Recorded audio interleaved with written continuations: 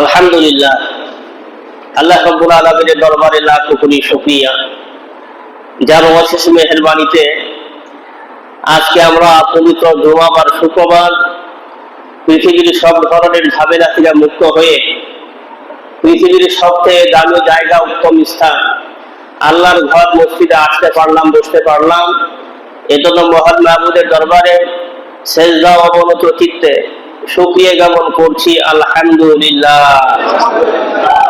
রব্বানা লাকাল হামদ হামদান কাসীরান তাইয়িবান মুবারাকান ফীহি। ইয়া রাব্বি লাকাল হামদু কামা ইয়ানবাগি লিজালালি ওয়াজহিকা ওয়া আযীমি সুলতানিকা। লাকাল হামদু বিল ঈমান, লাকাল হামদু বিল ইসলাম, লাকাল হামদু বিল কুরআন।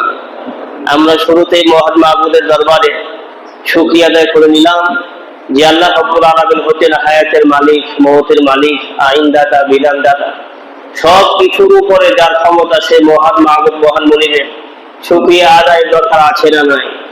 সেই কাজটুকু আমরা শুরুতে করতে পেরেছি, এজন্য আবারও করি আলহামদুলিল্লাহ। সম্মানিত উপস্থিতি, সম্মানিত মুসলিম কালাম, এই পৃথিবীতে আমরা যারা আছি, আল্লাহ রাব্বুল আলামিন আমাদের যাদেরকে সৃষ্টি করেছেন, বলা হয় 18,000 মাখলুকাত কমবেশ। এই এত সংখ্যক মাখলুকাতদের জীবিকা কিভাবে নির্বাহ হয়? এত সংখ্যক লক্ষ লক্ষ কোটি কোটি প্রাণী, মানুষ, অন্যান্য হাইওয়ান, জানোয়ার, এই প্রাণী জগৎ, তাদের রেজেক কোথেকে আসে, কিভাবে আল্লাহ রাব্বুল আলামিন সরবরাহ করেন, এই সংক্রান্ত বিষয়ে জানার দরকার আছে না নাই? সম্মানিত ভাইরা, আমরা যারা মানুষ, আমরা যদি হিসাব করি তাহলে আমরা বুঝতে পারবো এইভাবে যে এই পৃথিবীতে আল্লাহ রাব্বুল আলামিন আমাদেরকে সৃষ্টি করার পরে আমাদের খাদ্য, আমাদের রেজেক, আমাদের সম্পদ অন্বেষণ করার জন্য, হাসিল করার জন্য এভাবে বিভিন্ন ধরনের পথ আল্লাহ রাব্বুল আলামিন বাতলে দিয়েছেন। তো এখানে কিছু আছে হালাল তরিকা, কিছু আছে হারাম তরিকা। হালাল তরিকা অনুযায়ী যদি আমি জীবিকা নির্বাহ করি তাহলে এটা হবে আমার জন্য বৈধ পথ, আর হারাম উপায়ে আমি যদি জীবিকা অর্জন করি এটা হবে আমার জন্য অবৈধ পথ।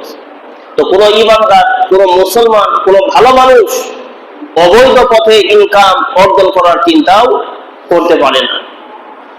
তো সবার আগে জানতে হবে এভাবে, এই পৃথিবীতে আল্লাহ রাব্বুল আলামিন 18,000 মাখলুকাতকে সৃষ্টি করেছেন এবং তাদের রেজেকের জিম্মাদারি আল্লাহ রাব্বুল আলামিন গ্রহণ করে আমাদেরকে এই পৃথিবীতে পাঠিয়েছেন। সুবহানাল্লাহ।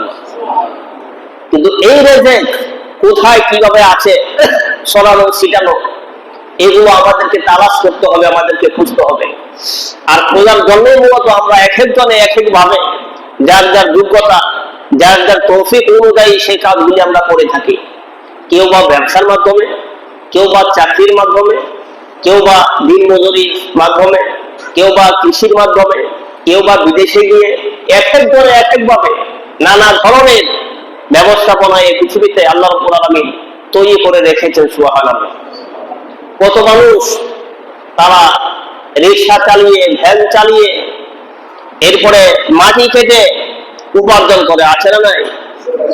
তো এটাও হচ্ছে তাদের রেজেকের অন্বেষণ, রেজেকের জন্য প্রচেষ্টা, এটা লাগবে। শুধু আপনি বসে থাকবেন, আল্লাহর উপরে ভরসা করবেন যে আল্লাহর পক্ষ থেকে আসবে আর আপনি খাবেন, এমনটা না।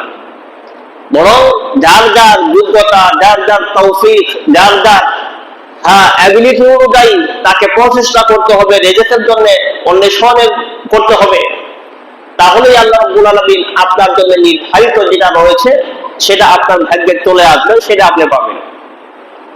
তো এই রেজেক হচ্ছে দুই ধরনের, একটা হচ্ছে হালাল আর একটা হচ্ছে হারাম। কোন ইমানদার মুসলমান কখনোই হারাম উপায়ে এভাবে সম্পদ অর্জন করতে পারে না। অবশ্যই তাকে হালাল পন্থায় উপার্জন করতে হবে। যে পর্যন্ত হালাল পন্থায় তার উপার্জনের ব্যবস্থা না হবে এ পর্যন্ত তাকে ধৈর্য ধরতে হবে, অপেক্ষা করতে হবে। এরপরেও হারাম উপায়ের কোনো সিস্টেম তার জন্য নাই। সম্মানিত ভাইরা, সবচেয়ে মজার কথা হচ্ছে আমার রেজেকে যতটুকু যেভাবে আছে সেটা আমার কাছে আসবেই, সেটা আমি পাবোই।